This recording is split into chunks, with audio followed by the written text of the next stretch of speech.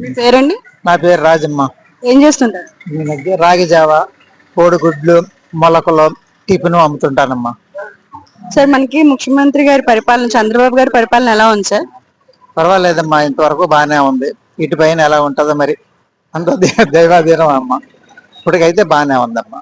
నిన్న YS Jaganmohan Reddy press meet లో చంద్రబాబు రైతుల్ని మోసం చేస్తున్నాడు అంటున్నారు. అది ఎంతవరకు నిజం అంటారు? అది ప్రతిపక్షాలు ఎవరికి వాళ్ళు అనుకుంటే ఇదే కదండి. ఎవరు ప్రతిపక్షంలో ఉంటే వాళ్ళు నిందలేస్తానే ఉంటారు కదండి. ఒకరు పరిపాలన బాగా చేస్తుంటే ఒకరు వారం రోజులు ఎంతనో ఉంటది. అనేక రకాల ఆలోచనలు ఉంటాయి కదా రాజకీయం అన్న తర్వాత. అది సమంజసమేనండి.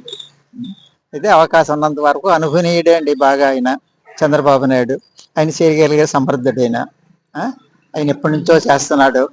ఏంటి ప్రపంచం లోకట పోకట ఎలా ఉండాలి, ఎలా చేయాలి అనేది ఎప్పటి నుంచో అనుభవనీయుడు కనుక ఆయన చేసుకుంటే సమర్థుడు, చేయగలిగే సమర్థుడు కూడా.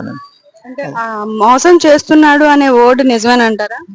అది మనకి ఎలా తెలుస్తుందమ్మా? రోడ్డు మీద వ్యాపారాలు చేసుకునే వాళ్ళకి, అది రాజకీయాలకి పెద్దవాళ్ళకి తెలుస్తుంది. ఆయన అభిప్రాయం ప్రకారం రైతుల్ని మోసం చేస్తున్నాడు అంటున్నారు.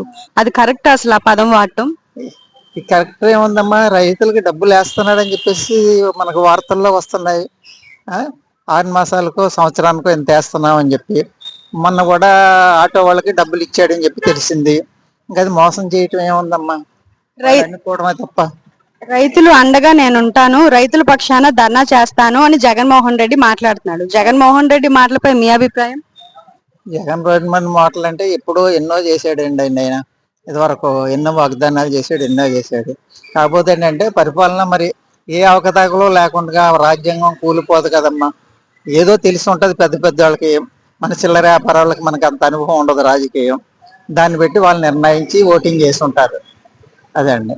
రాజధాని అమరావతి కోసం మరో 16,000 ఎకరాలు సేకరిస్తున్నారు. దీనిపై మీ అభిప్రాయం? మంచిదే కదమ్మా, రాజధాని ఇంప్రూవ్మెంట్ చేయటం. అది ఎప్పుడో ఇంప్రూవ్మెంట్ చేయాలి, ఇది అలాగ ఆగిపోయింది. ఈ జగన్మోహన్ రావు పరిపాలనలో దాన్ని రూపురేఖ లేకుండా చేసేసాడు, బీడు బారిపోయినట్టు. మనకు అందరికీ అనుకూలం అయింది, దగ్గరలో ఉన్నదే కదమ్మా. అందరి అభిప్రాయాలు, అందరి కోరికలు పైన కదా అది. దాని గురించి ఎంతో మంది ధర్నాలు చేశారు, ఎన్నో దెబ్బలు తిన్నారు.